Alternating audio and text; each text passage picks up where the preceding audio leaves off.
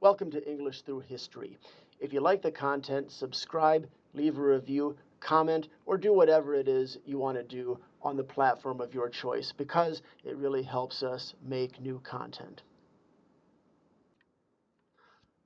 When the world was young and men were weak and the fiends of the night walked free, I strove with set by fire and steel and the juice of the upas tree.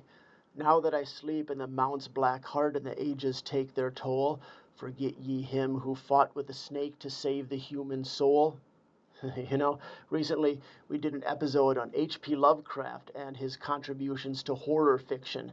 Well, today we're going to talk about another author who was just as important, but to a different genre, fantasy. So if you take a moment to browse movies or games or books in the fantasy genre, you'll likely find two large categories. One of them is often called high fantasy. This was highly inspired by J.R.R. Tolkien and his Lord of the Rings series. It often involves various races, such as elves and dwarves, and also has highly detailed magical systems. But the other category of fantasy is what we would call sword and sorcery. What is sword and sorcery? Well, think of muscly, sword-swinging barbarian warriors in an ancient land fighting giant snakes while scantily clothed women swoon at their feet. That's sword and sorcery. Usually it's on a much smaller scale than high fantasy. You usually won't see the giant, elaborate battles of Lord of the Rings, nor the various races of elves and dwarves. Instead, you're likely to see individual adventures of lone warriors. Magic in sword and sorcery is usually more subtle and rare. When there is magic, it's usually used by the bad guys, and it's much more mysterious. It often doesn't follow any rules. Well, this second category of fantasy, sword and sorcery, was largely due to the writings of Robert E. Howard. So let's start from the beginning. Now, Robert Howard was born in 1906 in Texas, USA, to Dr. Isaac Mordecai Howard and Hester Jane Irvin Howard. In the beginning, his family moved around a lot, but they eventually settled in Cross Plains, Texas. Cross Plains was an oil boom town, so this meant that a lot of people would come and go in order to make money from the oil that could be found there.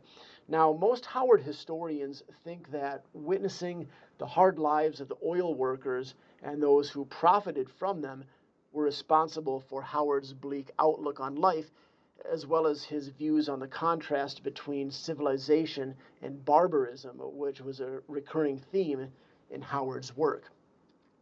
Now, at an early age, Howard showed a keen interest in literature and also a distaste for authority.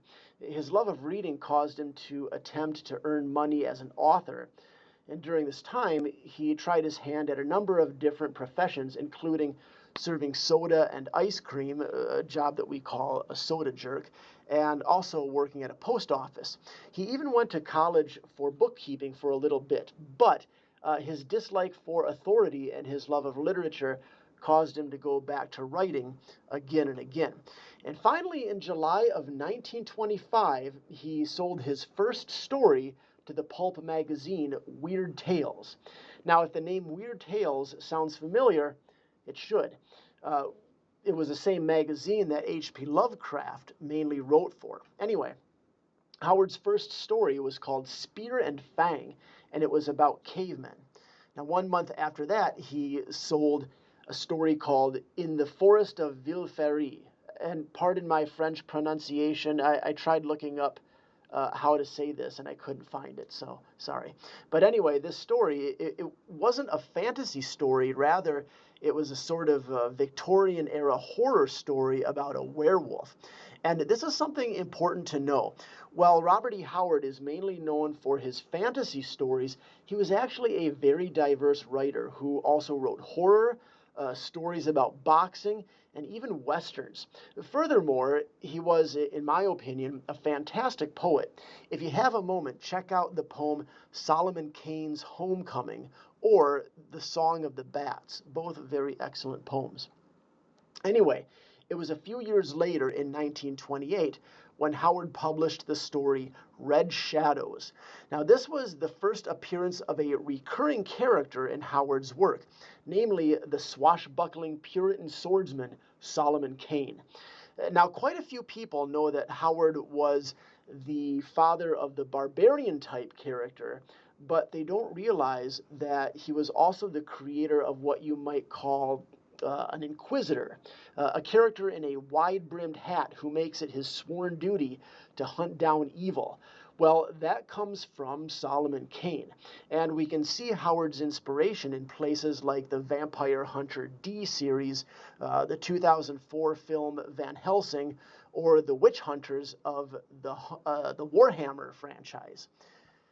Now, the following year, Howard published The Shadow Kingdom, which many consider to be the first true sword and sorcery story, starring another of Howard's famous characters, King Kull of Atlantis. It also features snake people as villains, which is also kind of a common theme in some sword and sorcery content. Now, around this time, Howard also published his first story about a boxing, adventuring sailor named Steve Costigan. By the way, Howard was really interested in boxing. He wasn't the frail, bookish figure that might come to mind when we think about authors. No, Howard was every bit as much of a fighter as the characters about whom he wrote. He was a true Renaissance man who could write a poem and also throw a punch. Anyway, a year later in 1930, Howard read a story called The Rats in the Walls by a fellow contributor to Weird Tales named H.P. Lovecraft. Howard was interested in a reference to Lovecraft's use of the Gaelic language in this story, and this resulted in a friendship between the two writers. So, a couple of things that we need to mention about the Howard Lovecraft bromance. First, it was only through letters. Now, though Howard had other friends in the world of weird fiction, including Clark Ashton Smith and August Derleth, he never met most of them in person. This was at a time when, travel wasn't as easy as it is now, and people had to correspond through writing. Second, if you've seen our episode on Lovecraft, you'll know that the author had some pretty problematic views on black people, on politics, and other things. Well, Howard, however, did not seem to share these views. In fact, in one letter, he criticizes Lovecraft's support for dictator Mussolini, and he argues with him about Italy's involvement in Ethiopia at the time. Now, regarding racism and sexism, well, at first glance, Howard's work does seem to have some viewpoints that might get him canceled these days. Things like African cannibals, submissive, scantily clad women. But if one reads carefully enough, it becomes apparent that these were more of a product of the time period than anything else, and that Howard was actually probably pretty ahead of his time on these issues. In fact, one of the most powerful characters in his stories is the African sorcerer Nalonga, who gives Solomon Kane his signature magic staff. Or there's also a character named Dark Agnes de Chastillon, again, pardon my pronunciation, who is a woman that flees an arranged marriage to become a master sword fighter. In any case, Howard's friendship with Lovecraft was notable because it injected his work with an element of Lovecraftian fiction and horror. If you read enough of Howard's work, you can see this influence whenever a hero encounters a nameless, indescribable monster from another world. Now, 1932 was probably the most important year for Robert E. Howard. It was this year that he published The Phoenix on the Sword, a tale of sword and sorcery featuring a new hero called Conan of Cimmeria, or sometimes Conan the Barbarian. So when you think of a barbarian in any kind of fantasy game or movie, well, that comes from Conan and Robert E. Howard. All right, so anyway, Howard's career was really starting to go places at this point. So what was next?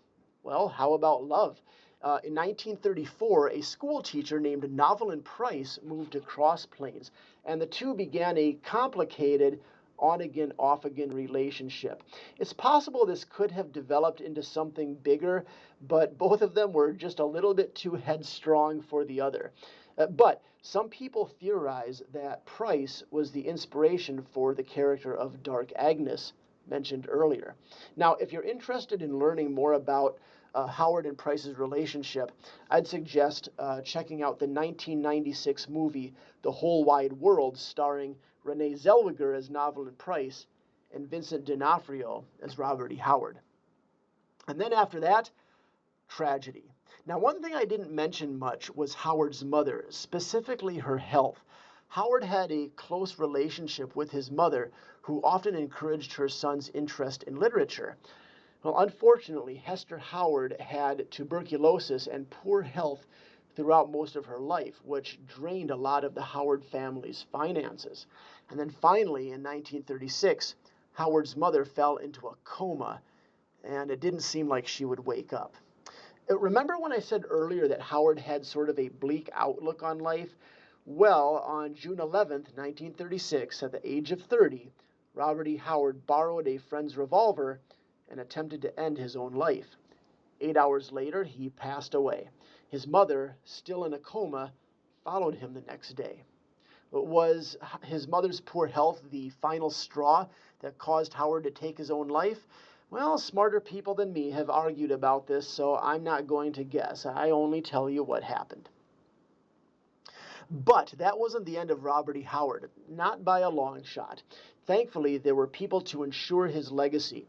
In the 1950s, author L. Sprague de Camp worked to publish and restore Howard's work. He also wrote his own Conan pastiches and was later joined by fellow author Lynn Carter in the 1960s. In 1965, literary agent Glenn Lord worked hard to recover Howard's work by going through the author's old papers and belongings, then promoting that work to publishers. Then, in 1966, a collection of Conan stories written by both Howard and L. Sprague de Camp was published. It was called Conan the Adventurer. But the book itself isn't as important as the cover art. You see, the cover art of this book was made by an artist named Frank Frazetta. Now, Frazetta was important enough to the world of art and animation that he probably deserves his own episode. But anyway, it was his artwork that really solidified Conan's appearance in the public's imagination. It also did a lot to popularize Frazetta's work, thereby driving him to make more Howard-inspired artwork, thereby further increasing Howard's popularity. Later, Marvel Comics published a run of Conan comics in 1970, and then in 1982, John Milius and Oliver Stone directed the film Conan the Barbarian. Now, this film was only loosely based on Howard's original character and starred a largely unknown actor named Arnold Schwarzenegger. Now, the effect of Conan the Barbarian cannot be overstated.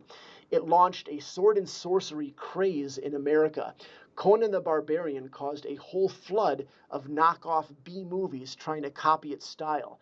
Deathstalker, Ator the Fighting Eagle, The Sword and the Sorcerer, Beastmaster, Krull. You could probably even argue that 80s toy icon He-Man had a lot to do with this phenomenon. And Conan the Barbarian wasn't the last of Howard's ideas to be made into a movie. It was just the most successful. But Red Sonja, starring Bridget Nielsen, came out some years later, and Kull the Conqueror with Kevin Sorbo followed in the 90s.